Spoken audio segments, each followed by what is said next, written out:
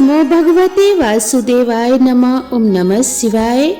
नमस्कार दोस्तों, आप सभी को सटतिला एकादशी व्रत की हार्दिक शुभकामनाएं। माघ मास के कृष्ण पक्ष में पड़ने वाली सटतिला एकादशी का व्रत सभी एकादशियों के व्रत में महत्वपूर्ण होता है।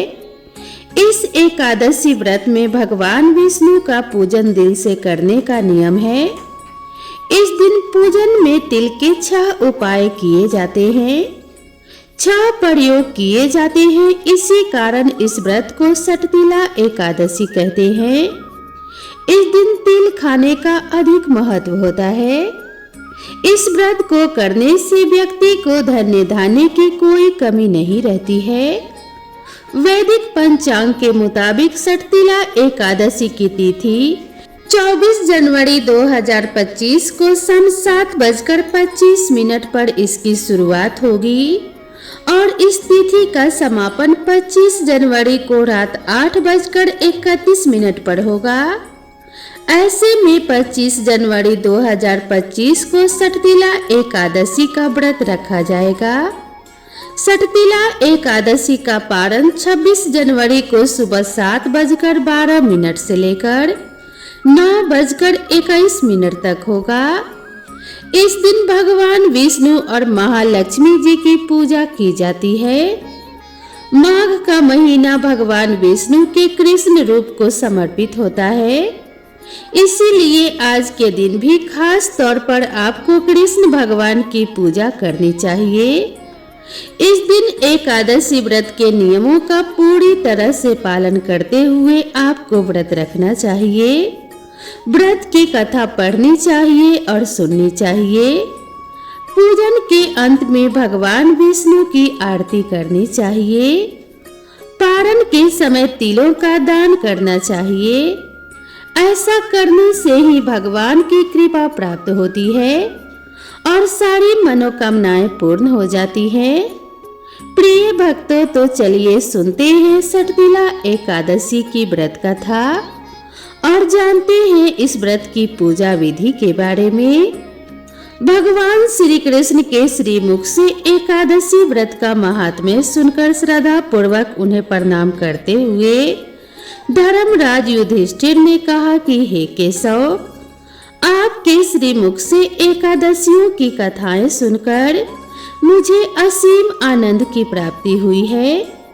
हे मधुसूदन, कृपा कर अन्य एकादशियों का महत्व सुनाने की भी कृपा करें।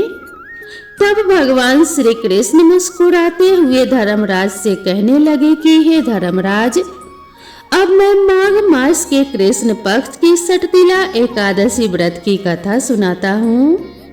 तुम इसे ध्यान पूर्वक सुनो। एक बार दालभ्य ऋषि ने पुलस्त्य ऋषि से पूछा कि हे ऋषि, हे मुनि श्रेष्ठ, मृत्यु लोक में ब्रह्म हत्या आदि महापाप होते हैं और दूसरों के धन की चोरी और दूसरों की उन्नति देखकर मनुष्य एक दूसरे से ईर्ष्या रखते हैं। ऐसे महान पाप मनुष्य करते हैं और बाद में शोक करते हैं और इससे बचना चाहते हैं कि हे भगवान, यह हमने क्या किया? मनुष्यों को नरक से बचाने का क्या उपाय है?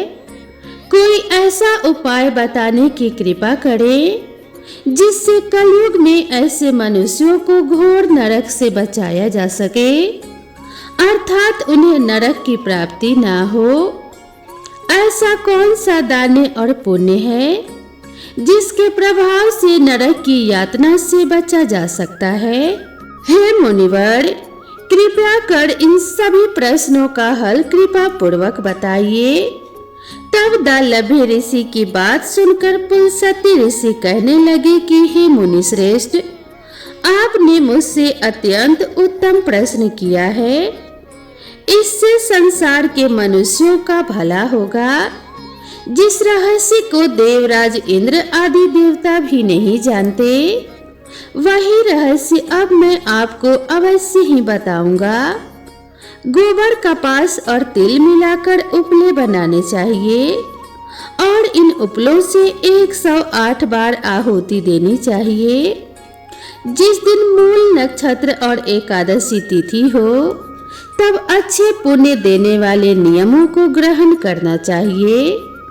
माघ मास में मनुष्य को इंद्रियों को वश में करके अपने आप को शुद्ध करना चाहिए और काम, क्रोध, मोह, लोभ, अहंकार आदि का त्याग करना चाहिए। स्नान आदि नित्य कर्मों से निवृत्त होकर देवों के देव भगवान श्री हरि विष्णु का पूजन और भजन कीर्तन करना चाहिए। एकादशी के दिन अपनी सामर्थ्य के अनुसार फलाहार या निर्जल रहकर उपवास रखना चाहिए।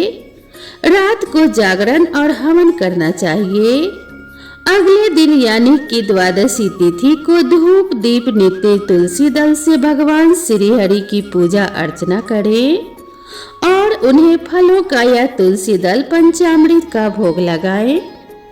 उस दिन भगवान विष्णु को अब पेठा, नारियल, सीताफल, पान, सुपारी सहित अर्घ्य अवश्य दें। इसके बाद उनकी स्तुति करें कि हे जगदीश्वर, आप निराश्रितों को शरण देने वाले हैं। हे कमल नयन, हे मधुसूदन, हे जगन्नाथ, हे लक्ष्मीपति, आप श्री लक्ष्मी जी सहित मेरे इस अर्घ को स्वीकार कीजिए। इसके बाद ब्राह्मण देवता को आप अपनी सामर्थ्य के अनुसार तिलों से भरा हुआ घड़ा और वस्त्र दान, दक्षिणा, भोजन इत्यादि जरूर दें। अगर संभव हो तो ब्राह्मणों को गौ और तिल का दान करना चाहिए। इस प्रकार मनुष्य जितने तिलों का दान करता है उतने ही सहस्त्र वर्ष स्वर्ग में वास करता है। इस दिन तिलों का इन 3 प्रकार से प्रयोग अवश्य ही करना चाहिए। तिल से स्नान, तिल का उबटन, तिलोटका, तिल का हवन, तिल का भोजन और तिलों का दान। इस प्रकार 6 रूपों में तिलों का प्रयोग करना चाहिए। इससे अनेकों प्रकार के पाप नष्ट हो जाते हैं। ऐसा कहकर पुल सत्य ऋषि ने कहा, अब मैं आपको एकादशी की कथा सुनाता हूँ। एक बार नारद जी ने भगवान श्री हरि से सटतिला एकादशी का महात्म्य पूछा।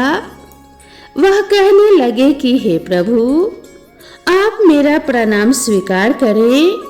नारायण नारायण प्रभु, सटतिला एकादशी के उपवास का क्या पुण्य प्राप्त होता है, उसकी क्या कथा है, कृपया कर मुझसे कहिए।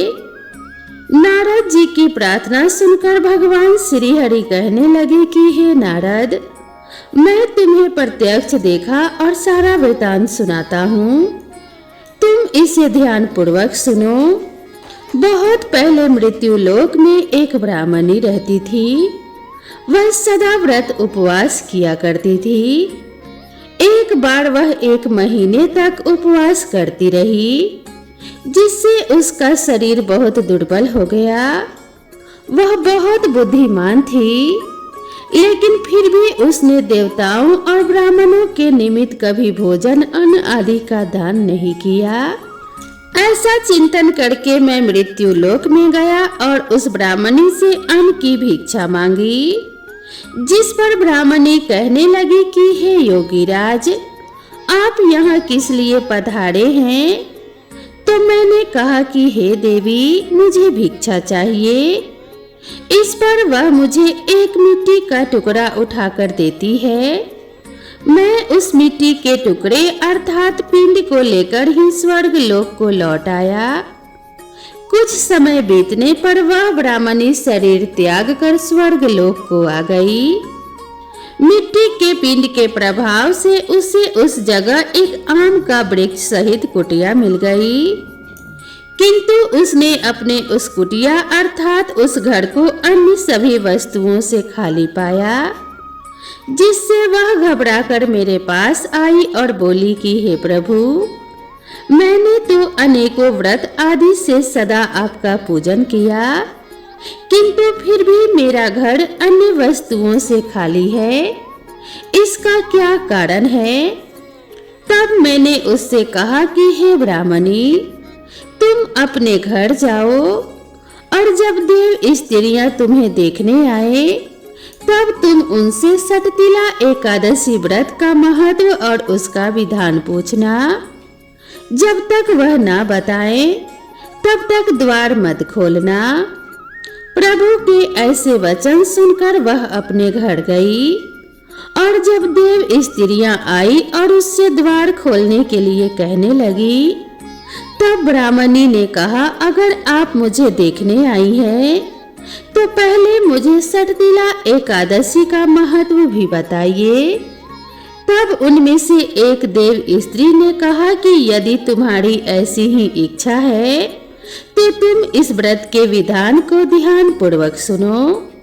मैं तुमसे एकादशी व्रत और उसका महत्व विधान सहित बताती हूँ। जब उस देव स्त्री ने सटतिला एकादशी का महत्व सुना दिया, तब उस ब्राह्मणी ने भी द्वार खोल दिया। देव स्त्रियों ने ब्राह्मणी को सभी स्त्रियों से अलग पाया।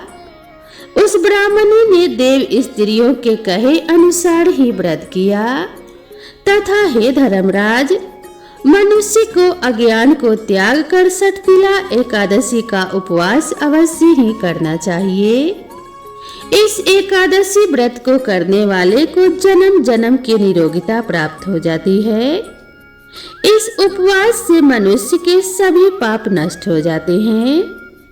इस दिन व्रत रखने से जहाँ शारीरिक पवित्रता और निरोगिता प्राप्त होती है, वहीं अन्न तिल आदि का दान करने से धन्य धान्य में बढ़ोतरी होती है। इससे यह भी सिद्ध होता है कि मनुष्य अपने जीवन में जो और जिस वस्तु का दान करता है, शरीर त्यागने के बाद उसे फल भी वैसा ही प्राप्त होता है। इसीलिए धार्मिक कार्यों के साथ साथ हमें दान पुण्य जैसे कर्म अवश्य ही करने चाहिए। शास्त्रों में वर्णन है कि बिना दान पुण्य किए कोई भी धार्मिक कार्य, कोई भी उपवास संपन्न नहीं होता। इसीलिए सभी को अपने सामर्थ्य के अनुसार कुछ न कुछ दान अवश्य ही करना चाहिए। एकादशी के दिन अन्न का पूरी तरह से त्याग किया जाता है।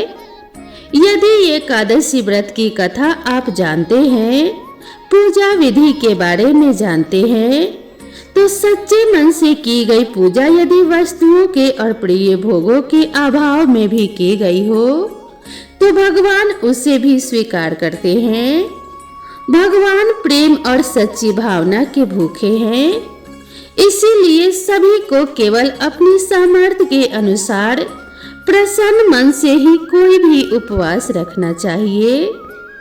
एकादशी का जो व्रत है, उसके नियमों का पालन पूरे 3 दिन तक किया जाता है, 10वीं तिथि से लेकर द्वादशी तिथि तक। इसीलिए जो लोग भी इस उपवास के नियमों के साथ करने में समर्थ ना हो, उन्हें केवल पूजा करनी चाहिए और उपवास नहीं रखना चाहिए। क्योंकि कई बार लोग अक्सर पूछते हैं कि क्या हम एकादशी के दिन नमक का सेवन नहीं कर सकते, क्या हम एक समय भोजन नहीं कर सकते। तो देखिए, एकादशी का नियम यही है कि अन्न का पूरी तरह से और नमक का भी पूरी तरीके से त्याग किया जाता है। सबसे पहले 10वीं तिथि को सूर्यास्त के बाद भोजन ग्रहण नहीं करना चाहिए।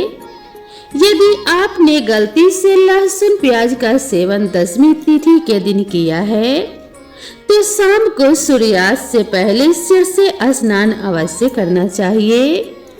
बालों को धोकर स्नान करने के बाद साफ और स्वच्छ वस्त्र धारण करके रात को मन में धारणा करके सोना चाहिए कि अगले दिन आप एकादशी का उपवास रखेंगे। फिर एकादशी के दिन सुबह जल्दी उठकर हो सके तो ब्रह्म मुहूर्त में, नहीं तो सूर्योदय से पहले उठकर पूजा करनी चाहिए। इस दिन आप भगवान विष्णु की पूजा में चंदन का प्रयोग करें। अक्षत का प्रयोग भूल कर भी ना करें। जो दीप आप प्रज्वलित करें, उसमें थोड़े से काले तिल जरूर मिलाएं। तिलों का प्रयोग चाहे वो सफेद हो या काले हो, आप इस दिन जरूर करें। हवन में काले तिलों का प्रयोग ज्यादा शुद्ध माना जाता है और ज्यादा पवित्र माना जाता है। छोटा सा हवन आप अपने घर में एकादशी और द्वादशी तिथि के दिन कर सकते हैं। घर पर आए हुए किसी भी याचक को एकादशी के दिन आप फलाहार दे सकते हैं। आप उन्हें फलों का दान कर सकते हैं, दान दक्षिणा दे सकते हैं, लेकिन जहाँ तक हो सके अन्न का दान करने से बचना चाहिए। विधि विधान से पूजा करके मंत्रों का जाप करके व्रत की कथा पढ़नी अथवा सुननी चाहिए और फिर सबसे अंत में क्षमा याचना करनी चाहिए। भगवान को भोग में तुलसी दल का, फलों का या फिर पंचामृत का भोग लगा सकते हैं। सारा दिन मन में आप भगवान का ध्यान करते हुए उपवास रखें।